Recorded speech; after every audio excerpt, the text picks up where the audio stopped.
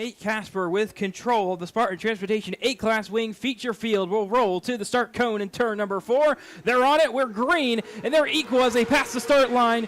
And it'll be Nate Casper, the Ghost, going through to the point off turn number 2. Larry Drake slides underneath Dowler. He'll go through to second. Dowler fading back as Taylor tries to roll through on the bottom. But lap number 1 will go to the 96 and Nate Casper. Side by side still for that third position.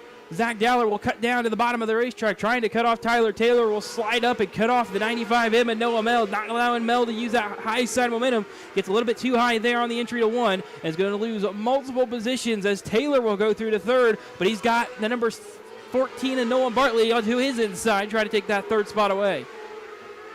Front 2 getting away at a rapid pace, and they are starting to get spread apart in the front half of the pack and at the tail end of the pack. They're going to try to get single file there for the third position as they roll back into turns number 1 and 2. And Nate Casper, after taking the lead off the initial start, has been leading this whole distance. 10 laps complete for the Ghosts out in front. Nate Casper into the Newton lap traffic now. They're battling out for position. Speed 4 in the 9th position. Now the 19 stalls on the backstretch. That's Lou Newton. He's trying to get it fired back up as faster cars going to try to come all around him. He's still trying to get the engine fired. We'll have to watch for this to be a caution with 3 laps to go. That car's still rolling around, but no caution out just yet. They'll come to 2 to go this time as Luke Newton brings it down to the infield. No caution for the Luke Newton stall. Nate Casper will come to the white flag this time. It is number 96. No laps cars between him and Larry Drake, but the gap is a little bit too big. Nate Casper on the backstretch for the final time. Off turn number 4, Nate Casper picks up his 4th win of the year here at Coles County Speedway in the Spartan Transportation A-Class Wing Feature. Good run tonight, start to finish. Car looked good. Didn't have you had Larry Drake running behind you fairly close, but you were able to keep him back.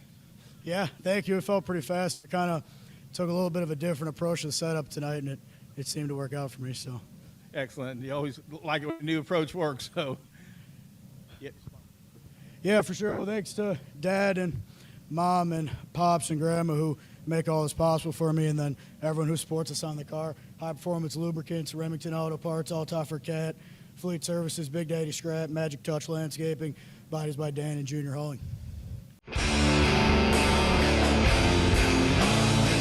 So it's going to be Riker Sumner and Evan France making up row number 1 as they approach the start cone over in turn number 4. They are on the gas. We are green on the High Caliber Graphics Junior Sprint Feature. Going to be a good jug for Riker Sumner. Going to be cleared by several car lengths as they roll through turns 1 and 2 for the first time. Nolan Leone going to try to work on the Evan France car for second. To the inside is Leone. Side by side back into turn number 1, and Leone going to try to get ahead just about. Is clear. The number 22 of Evan France. Joe Bonowitz going to follow Leone through, and Bonowitz will be clear up to third. The Rose will follow them through as well, and Evan France just cannot get down, and he is losing a bunch of positions, falling outside the top 5 now as the 22F. Newton now making a little bit of contact there off turn number 4 with the back bumper of Joe Bonowitz's car. They're side by side off turn 2. This is for the 4th position. Joe Bonowitz is going to stay ahead as they go back into turn number 3 as Eli Newton backs out of it. Off turn 4, once again, the number 20, Riker Sumner, almost a half a track advantage for the number 20 as he rolls through turn number 2. He'll come to the white flag this time with a 4.7 second advantage as Nolan Leone throws down his fastest lap of the race, trying to stay ahead of Xander LaRose off 4. But into turn 3 for the final time. That's the number 20 of Riker Sumner. And dominating fashion's going to win in the High Caliber Graphics Junior Sprint Feature. Good job tonight. You were definitely the class of the field. They dropped the green flag, and you just drove away, winning that race by 5 seconds. Yeah, just thanks to my dad for making my car so fast. You know, I would have never won that race without him. That's nice. You got any other sponsors? Anybody you want to thank? Yeah, I want to thank SMC, Gibson Services, my mom, my dad, my Gigi, my grandpa, all my other supporters out there. All right, excellent. How old are you? 10. 10 years old. You're fast. You like the racing here? I love the racing here. Front row of Nolan Bartley, Clay Frederick with control of the field will approach the start cone. They are on it. We're green, and they head off into turn number 1. It's the number 7F and Nolan Bartley on the point. He goes straight to the high side. He knows that high side is good in turns 1 and 2. Some contact for Drake in the mid-pack. J.R. Carter, multiple cars into the outside wall, and I cannot tell if that 38 went upside down or not, but we'll throw the red flag just to make sure. It's the same front rows just before. Nolan Bartley and Clay Frederick at the start cone. We are green. It's be a great jump for Clay Frederick off into turn number 1. He's going to try to cross up Nolan Bartley. He does. He's clear by the time they come off turn number 2. Bartley tries to dive it back in 3 and 4, but no opportunity for him. And lap number 1 will go to Clay Frederick. Field trying to single file out here. Clay Frederick trying to defend aggressively on the number 7F and Nolan Bartley. Bartley got loose in the middle of turn number 4 that allowed the 63 of Clayton Apple to get right up to his back bumper. But there wasn't a good opportunity for Clayton to get by him, and with that, still on the point, it's the 47 of Clay Frederick. And here comes the crossover move from Nolan Bartley for the lead off into turn number 3. Bartley dives it in, throwing the slider, and he is going to be ahead as they complete another lap here on the Cleveland Grain Systems non-wing micro feature. One car slow off turn number 4, the number 3. He gets it down into the infield. He's kind of not into a safe position. We'll see if they throw the caution, and they will. That's Ryder Hugar. His car stalled off turn number 4, could not get the car into a safe position. So with that, the caution does come out. Nolan Bartley up towards the top side of the racetrack as he approaches the restart cone, waits on the bump behind him. Green flag back in the air on the Cleveland Grain System non-wing micro feature. Bartley goes to the top at turns 1 and 2. Frederick goes down low.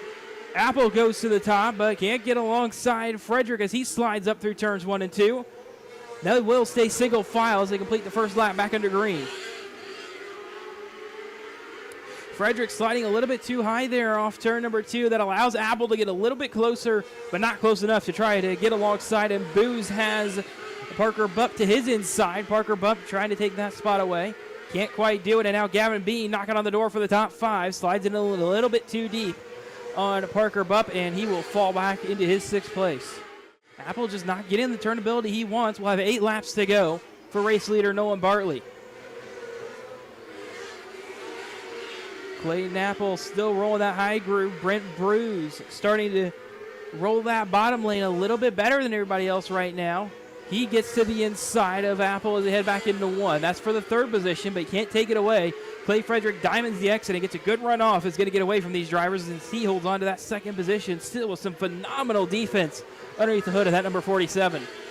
Apple trying to go around the outside, has to back out of it again. Frederick looked like he was going to give him the room, but 5 laps to go here on the Cleveland Grain Systems non-wing micro feature. Nolan Bartley still on the point and pulling away from this feature field. Apple will finally go around the outside of Clay Frederick for the 2nd position. And Frederick going to have to roll that bottom line now. He's trying to stay ahead of the number 73 of Brent Booz. And he just about will be able to do it. Frederick's car just doesn't have the pace tonight. That seems to be holding everybody up behind him. Heavy contact there. Parker Bupp into the outside wall. Trying to keep it going. No caution. We stay green.